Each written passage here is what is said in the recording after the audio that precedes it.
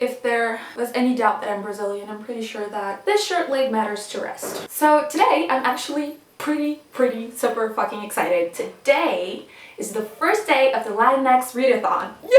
I'm so excited, I'm so excited, I'm so excited. The Latinx Readathon is a month-long readathon that Sophia, beautiful, amazing Sophia, is organizing, and I'm happy to be co-hosting, and I am so excited to be able to spend a whole month reading a whole lot of Latin American authors and just getting to show my culture and getting to show my people. I'm so excited about this. The readathon has a bingo, and the bingo has a series of prompts that you can follow in order to read or help you find your reading for the month. And I'm going to actually be going through all of the prompts in the bingo and making reading suggestions to all of you to kind of pick up. A couple of the books that I'm going to talk about are not necessarily books that I've read. So the books that I haven't read, I will talk about them, and I will also add them on my TBR. A couple of other books I actually have read before, and I will be able to talk a little bit more about them. So let's get going. Wait, no, before we get going, however, let's address the elephant in the room. Louisa, you said Latinx. Are you Latina? So first things first, we need to understand that many people use the word Latino and Hispanic to mean the exact same thing, and this is actually not true. When we say someone is Hispanic, we mean that that person comes from a Spanish-speaking background or has Spanish-speaking heritage. This means that this person can come from countries in Latin America like Argentina, Cuba, Uruguay, Dominican Republic, but that person can also come from Spain, for example, which is also a country outside of Latin America that speaks Spanish. That is why it's called Spain. Yes, but Latino is actually a word for a person who comes from a Latin American country or has Latin American heritage. And guess who the fuck occupies a whole bunch of space in Latin America? Exactly, Brazil. So if Latino is someone who comes from Latin America, you can be sure that Brazilians are very much fucking so Latinos. Next question. Luisa, if Brazilians are Latino, does that mean they speak Spanish? We don't speak Spanish. Brazilians don't speak Spanish. Brazilians don't speak Spanish. Basically, in the ye old times of colonization of Latin America, Portugal colonized Brazil and Spain colonized the majority of Latin America. But those two weren't the only countries that actually colonized countries in Latin America. Latin America actually was subjected to colonization from many different countries. It was Spanish, and also that means that they also brought their language with them, but also the Portuguese, the French, the English, the Dutch, the list is long. Brazil specifically was colonized by Portugal, not Spain, and this means that we speak Portuguese. Roughly, that's what you have to take in mind. First things first, not all Hispanics are Latino. Second things first. Second, not all Latinos are Hispanic. Third, Brazilians do not speak Spanish. Brazilians do not speak Spanish. Fourth, Latin America was actually colonized by many different countries, which means that Spanish is not the only language spoken in Latin America. There are many others spoken around. Another thing that is also relevant to say in this video before we actually get into the book recommendations is Spanish and Portuguese, despite being different languages, are similar enough to be mutually understandable, especially if it's in written form. So many of the books that I will recommend here that are in Brazilian Portuguese, I took the care to find most books that have English translations, but if you can read in Spanish, it's very likely that you will be able to read in Portuguese as well. So just bear that in mind. Spoken Spanish is a little bit more difficult to understand. I can understand if spoken slowly. Apparently Brazilian Portuguese is way more difficult to understand to Spanish speakers. According to some Spanish speakers that I've spoken to before, apparently we all sound like we're just very fucking drunk. Obrigada. Without further ado, let's go to the recommendations. I'm gonna put the bingo here just so you can take a look, but I'm also gonna link in the description down below so you can also check that out. Let's start. The first prompt is an Afro-Latinx writer or main character, and for that I have two recommendations. The first book that I will recommend is Carolina Maria de Jesus, Child of the Dark. This is a book that is based on a diary that Carolina Maria de Jesus wrote as she was living in the favelas of São Paulo, and narrates the difficulty that people face when they are forced to live in situations of extreme poverty such as the ones that she was forced to. The second recommendation is actually a book by Conceição Evaristo called Poncia Vicêncio. Conceição Evaristo is also a Brazilian author. She is the most amazing person in the world. I've met her in 2018 at a conference that I went. She gives the best hugs in the world. She's just basically I met her at an LGBTQ plus and women's studies conference that I attended in 2018, and it was very interesting because I attended this conference right after Bolsonaro got elected. It was just like the week after. So I was feeling very snappy, very depressed. I don't know, I was feeling really lost after he won. And I remember like she went to the conference like last minute, sat down, read a short story to us, made us all cry like babies. I'm gonna get into more detail about that in a second, but she made us all cry like babies. And then I went to talk to her and she just gave me this amazing hug.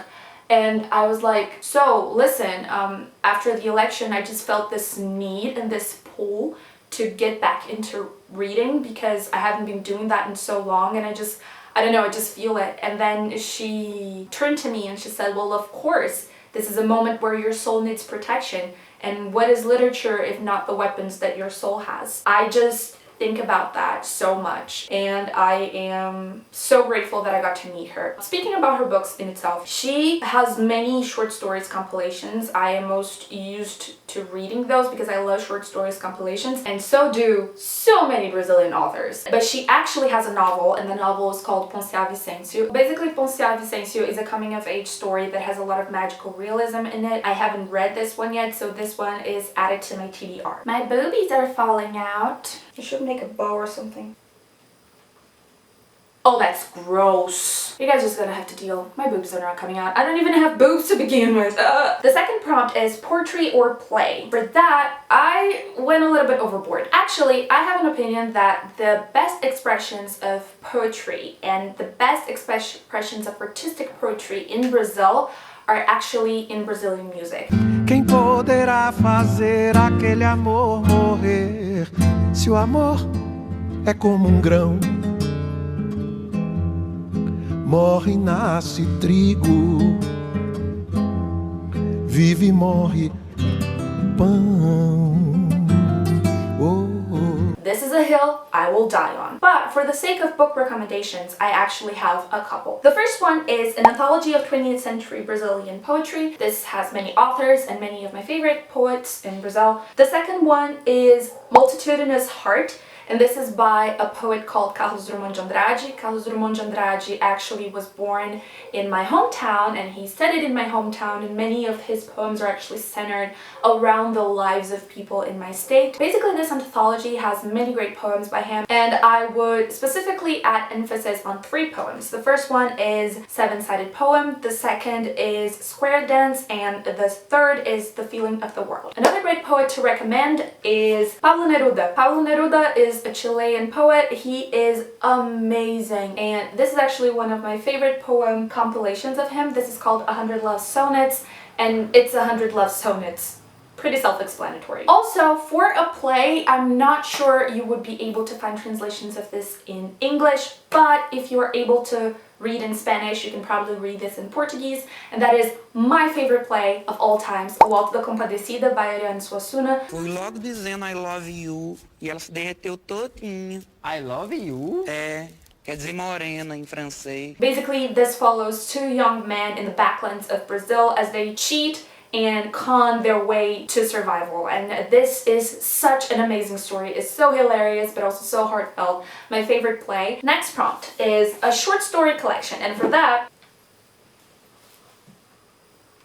this is the complete stories of Clarice Lispector. Clarice Lispector is the owner of my left butt cheek. Seriously though, Clarice Lispector is the best Brazilian writer I know to this day. She is astounding. Her short stories are so haunting. The way that she uses words is just so surreal. I cannot explain enough how much I love Clarice Lispector and how much I love Clarice Lispector's writing. This is the Brazilian edition, but this one is also completely translated in English by Benjamin Moser. So you can buy this exact edition, but in English, with all of the short stories that she ever wrote. I cannot recommend an author enough. Clarice Lispector is a plot centered around food. I have two recommendations for this one. The first one is With the Fire on High by Elizabeth Acevedo. Basically, it follows a teenager that she got pregnant and she has dreams of being a chef. I haven't read this book yet, but I've bought it already and it's on my TBR. So I'll be reading this for the month of August. The next one is also by Clarice Lispector. Instead of a short story, it's actually a novel called The Hour of the Star. And The Hour of the Star basically follows this young girl called Macabea who leaves the northeastern part of Brazil that is notoriously known for having really bad droughts, especially in the early 60s when the story is set. It's a very poor region and many people would migrate from northeastern Brazil to the south, so Sao Paulo to Rio de Janeiro in hopes of finding work. And the story of The Hour of the Star follows this young girl as she leaves northeastern Brazil, moves to Rio de Janeiro to try to find some work. Clarice Lispector famously in an interview said that this was a story about a girl so poor that all she ate was hot dogs. But the story isn't really about that. It's about an anonymous misery. And I think this book is just so profoundly touching. It's probably one of my favorite books in all of the time. This one will not be on my TBR because I reread this book like every 2 weeks. The next prompt is male-male relationship, and for that I would recommend Whatever Happened to Dulce Vega by Caio Fernando Abreu. Caio Fernando Abreu is another one of my absolute favorite writers. I absolutely adore everything that he has to say, and I love him more specifically because it feels like he is a true historian of Brazilian LGBTQ plus life. Caio Fernando Abreu was a renowned journalist, he was a renowned author. His books are so incredible. My favorite book by him, and I'm not sure you can find a translation for it, but it's called Dragons Don't Know Paradise. And basically it's a collection of 13 short stories about love in its many forms. But this one, I'm sure it's translated in English. It's one of his novels. And basically this follows a young journalist who is trying to find this old TV starlet, and basically he just travels around this city and he has like a specific time frame to find her, and he deals with a lot of his own internalized homophobia. It was the end of the 80s, beginning of the 90s, so there was a lot of HIV/AIDS prejudice going strong. He writes in a very ethereal way. It almost feels kind of like dreamlike, and it's so amazing. It's so good. I just love this book so much. The next one is a female-female romance, and this is another one from my TBR. It's Clap When You Land by Elizabeth Acevedo. Basically, everybody and their mothers are already talking about Clap When You Land. I know I'm late, but if you, like me, have been living under a rock, Clap When You Land is about those two girls, one living in the Dominican Republic and the other one living in New York, and they have the same dad but they don't know about it, and basically they have to confront their grief and their sorrow and basically this whole new situation of finding out they have another family, that their father had another life after their dad dies in a plane crash. I am super excited to read this. I don't think I've ever read a novel written in verse. I'm very excited to do that. Yeah, it's on my TBR. I am late, I am aware, but I'm very eager to read this. So the next prompt is a bi character, and for that, I'm gonna cheat.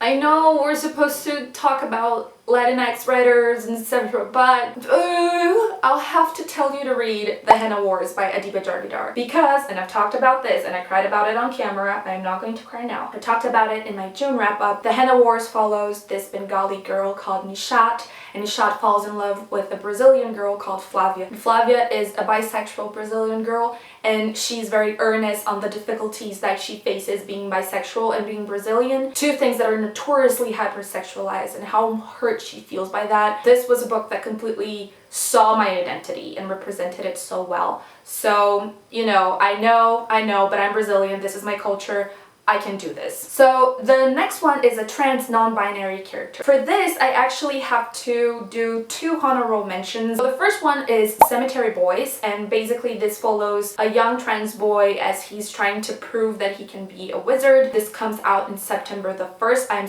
dying to read this book. I am dying to read this book. I just need it, like the air I breathe. And the second one is actually a short story by Conceição Evaristo. Was the short story that she read to us in the 2018 conference that she attended. I couldn't find that short story anywhere, and I do remember she mentioned that this was a part of a book that was not yet published. It's gonna come later. It's about a trans woman. It's heartbreaking. It's profoundly heartbreaking.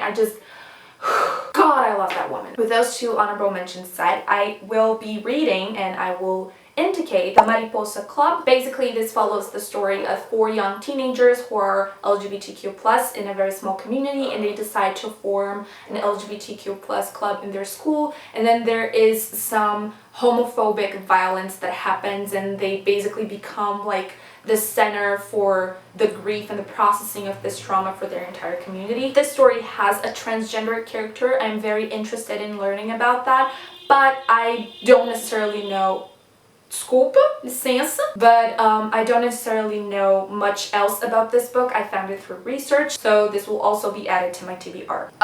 The next prompt is children or middle grade, and I kind of went a little bit overboard with this one too. The first one is Menina Bonita do Laço de Fita. You can find this in Spanish with the name of Niña Bonita. Basically, this is a story about a white rabbit who sees this black girl and he thinks that she is the most beautiful thing he has ever seen in the world, and he wants to know why she is so black, because he wants to become as black as she is. And basically, like, it's a children's book. It's very simple, etc., but basically he finds out that it's genetics. She is as black as her grandmother, and that's what happens when you have racial miscegenation, and you know, some people will come out darker than others. This book is so heartwarming. It was written in the 80s. Whoa, but it talks about race in such a positive light. The second one, if you're able to find that in Spanish, or if you're able to find translations of that, I couldn't, but it's called O Menino Maluquinho by Ziraldo. This is basically a collection of short stories and short graphic novels about this young kid who wears a pan on his head, and he has a girlfriend because they're like 10. He has a girlfriend that also wears a pan on her head, and they just go around doing all those crazy shit. I absolutely love this one, and I do have photo evidence of that.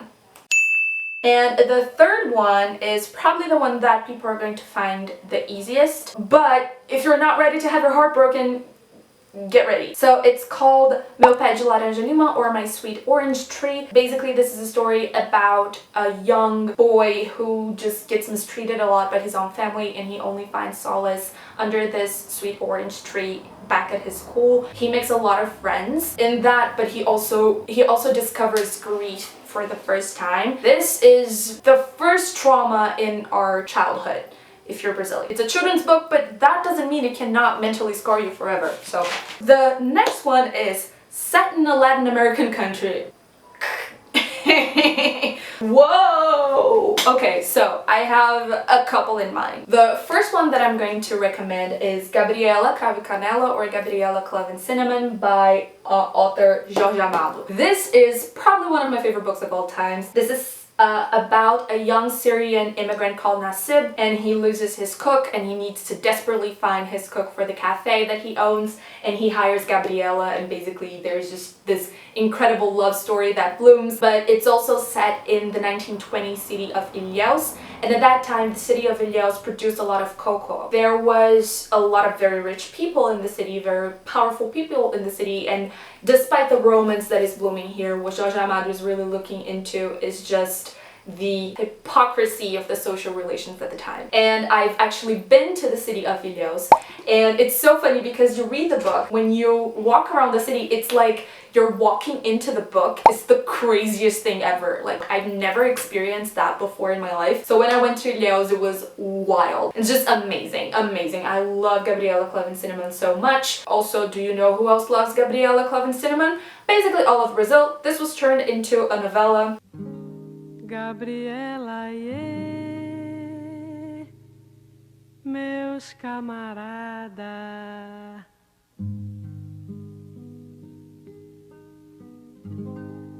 Eu nasci assim, eu cresci assim, e sou mesmo assim, você sempre assim, Gabriela. Iconic.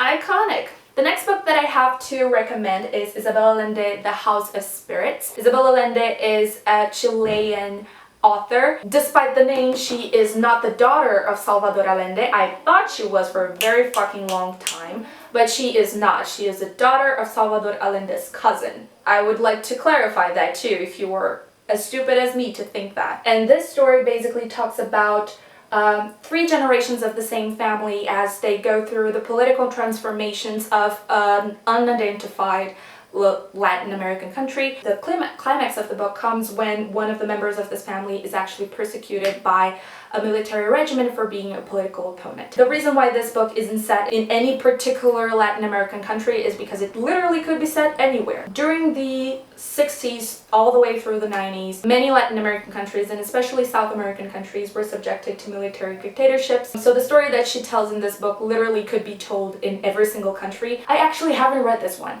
so I'm eager to get into it in this month. So the next prompt is a Latin American classic. Yes, Latin America has classics. Did you think that we Latin American kids were struggling through The Catcher in the Rye and The Great Gatsby in our literature class? No, we were not. We had our own classics to struggle through. But to be fair, like, I kind of like the classics. If there are any Brazilians listen to me, eu gostei de Vidas Secas.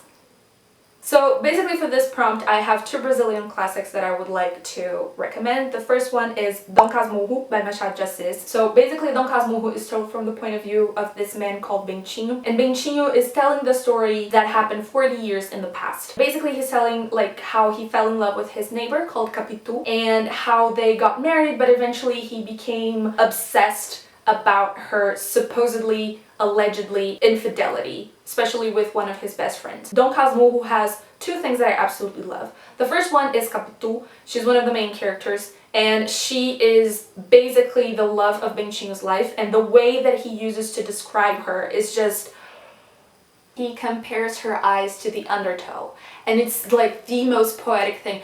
I'm gonna read, wait. Undertow eyes? Why not? Undertow. That's the notion that the new expression put in my head. They held some kind of mysterious active fluid, a force that dragged one in, like the undertow of a wave retreating from the shore on stormy days. So as not to be dragged in, I held on to anything around them. Her ears, her arms, her hair spread about her shoulders. But as soon as I returned to the pupils of her eyes again, the wave emerging from them grew towards me, deep and dark, threatening to envelop me, draw me in, and swallow me up. That makes me feel very lonely. Another thing that I absolutely love about this book is that Bentinho is an unreliable narrator by excellence. Like, he's the first unreliable narrator that every Brazilian person comes in contact with, because he's convinced that Capitu is cheating on him, but he also says all the time, like, my memory isn't that good, so I might be saying some shit, but I know she cheated on me, but it's never made clear if she cheated or not. So if you come to any Brazilian person and you say, so did she cheat or did she not cheat, you will spur a debate. My personal opinion is that she did not cheat, but I kind of wish she had, because Bentinho is a piece of shit. The next Brazilian classic that I would also recommend is Memórias Póstumas de Brás Cubas, or this one actually has two different translations in English. There is one version called An Epitaph of a Small Winner and another version called The Posthumous Memoirs of Brás Cubas. I haven't read any of the two translations, so I don't know which one is more accurate. Basically, Memórias Póstumas de Brás Cubas is a book that was written after the main character called Brás Cubas had died. So basically he's telling this history from beyond the grave. It's so goddamn funny. It's so hilarious. This book, it doesn't read like a book that was written in the late 19th century, because this book is profoundly funny. The book begins like this. To the worm who first gnawed on the cold flesh of my corpse, I dedicate with fond remembrance these posthumous memoirs. There's this one chapter, the chapters are all very short, and then there's this one chapter that I don't even know how to read this one, it's in Roman numerals, and it's written, How I Did Not Become a Minister of State, and it's just a series of dots. And then the next chapter just says, to explain the previous one, there are things that are better said when silent. I love this book so much, this book is so good.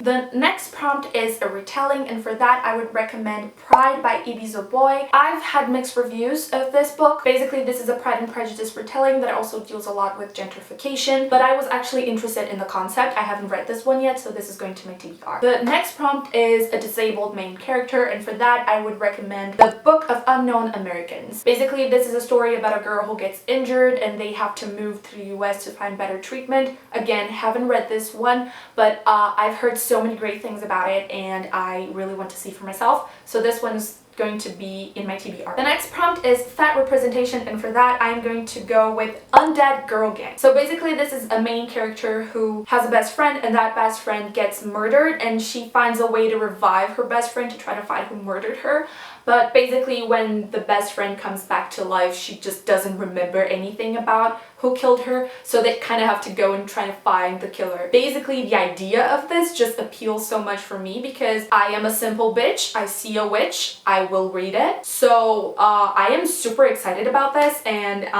but I haven't read this one yet, so this is going to my TBR, but with very, very high hopes for it. The next prompt is nonfiction, and I have 2 books. The first book is a complete classic. It's The Open Veins of Latin America by Eduardo Galeano. This book Eduardo Galeano wrote as he was in exile from the military dictatorship in Uruguay, and he basically wanted to understand the veins upon which Latin America would be bled dry. So he would investigate the cotton trade, he would investigate the coffee trade, he would investigate the gold mining, he would investigate sugar plantations, slavery, encomiendas, all those types of things that kind of like took away from Latin America but didn't give the riches back. And he wanted to see like the path that this blood, that would be the riches that Latin America had to offer, like the natural resources, would always end up in European and North American, specifically American, United States bank account. This is a book that was written in the 70s and unfortunately is still very much present day book to be read to understand a little bit more about Latin American exploitation. The expression the open veins of Latin America has become kind of like a war cry for Latin Americans and for people who study Latin America like I do. In fact, actually, this sentence in the name of this book and this book is so famous that it actually gave way to this memorial. This is the Memorial of Latin America in Sao Paulo, and this is me sitting at the bottom. Fun fact, I took this picture the day I attended a BTS concert.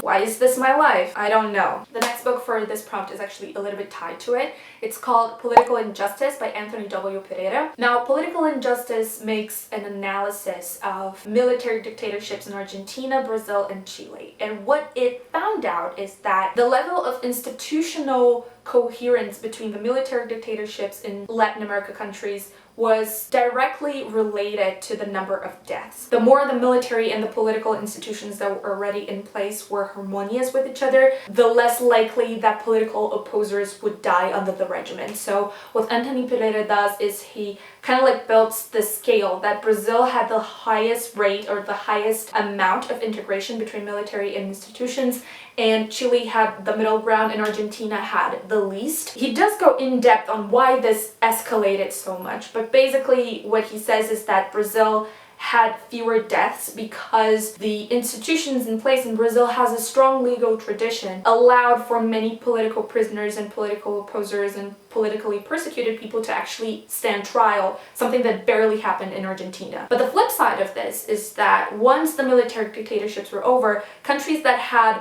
less integration, the military and the institutions were less integrated, basically they were able to purge the institutions of military influence better, and Brazil was barely able to do that at all. So this means that the whole authoritarian apparatus that was built during the military dictatorship in Brazil was not dismantled, it actually just shifted focus. And the focus that it shifted to was actually the war on drugs, and specifically black and brown people living in the favelas. This authoritarian apparatus and this institutionalized level of authoritarianism that saved lives during the military dictatorship actually killed more people in the democratic period that came after. It's an extremely interesting book. It explains so much to me about Brazil and about why Brazil is the way that it is. It's one of my favorite nonfiction books ever, and it's a difficult read, but I think if you want to understand the impact of US-backed military coups in Latin America, it's definitely a must-read for everybody. The next prompt is an immigration story, and for that I would recommend Prayers for the Stolen. Basically, this is a story about a bunch of young girls living in Mexico, and they have to dress up as boys to kind of escape